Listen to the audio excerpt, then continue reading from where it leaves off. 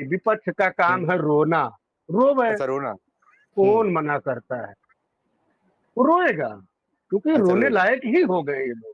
अच्छा, ये रोने लोग लायक देश हो गए। की तरक्की, देश की बढ़ती हुई सैन्य ताकत और देश में जो बेरोजगारी का आंकड़ा 2014 से पहले था और अब, और किस तरह 1 रुपया जो भेजा जाता था वो 85 पैसा गुम हो जाता था, 15 पैसा जाता था, ये तमाम वो मुद्दे हैं, ये सब भूल गए वो मुद्दे। अच्छा, अच्छा।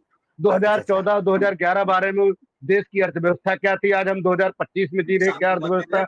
इनको खुशी नहीं है, इन्हें खुशी इस बात की है कि मोदी जी के सरकार में, मोदी जी के रहते हुए देश की 140 करोड़ जनता ने सहयोग दे करके देश को विश्व में चौथे नंबर पे कैसे पहुंचा दिया।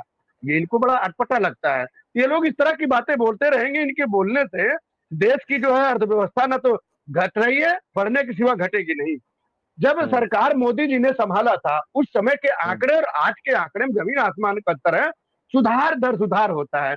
ये कहा जाता है कि देश की जो विकास की धुरी होती है, वो चाहे हम निर्यात करते हैं, आयात करते हैं, उसके ऊपर निर्भर करता है।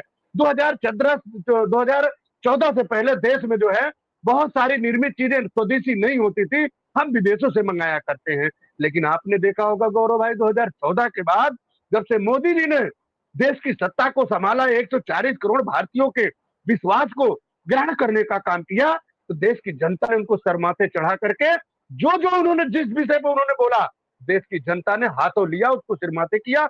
आज देश जो है विश्व के चौथे पटल पे गया है, इनको खुशी नहीं होगी। दूसरी बात, हम 2020 में देश का जो आंकड़ा दिया था उसमें -5.8% था, फिर हम 2021 में जो गए तो 9.7% था, फिर हम अगर 23 में आए तो 8.2% था, लेकिन हम 2024 में 6.4 था।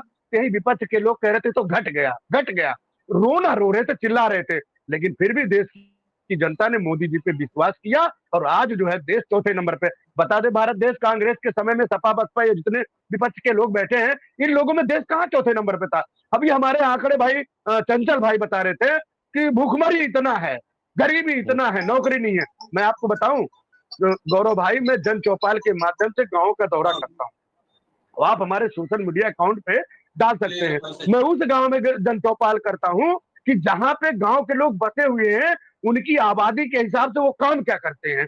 तो जब मैं उन गांव में जाकर के बैठने की कोशिश किया, तो यही जो ग्रामीण इलाका है, जहां पे आपका पंचायती राज का प्रधानों का पैसा या इस तरह के जो ग्रामीण में छोटे छोटे काम, कुटीर उद्योग, जो उद्योग जैसे मान लीजिए बुनकरों का हालात खस्ता था, उस पर मोदी जी ने, योगी जी ने काम किया।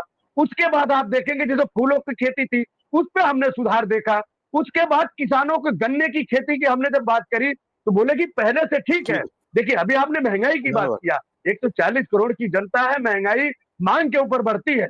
जब हमारी किसी प्रोडक्ट की मांग होगी तो स्वतः बढ़ जाएगा, और मांग कम होगा तो घट जाएगा। 140 करोड़ की जनता है।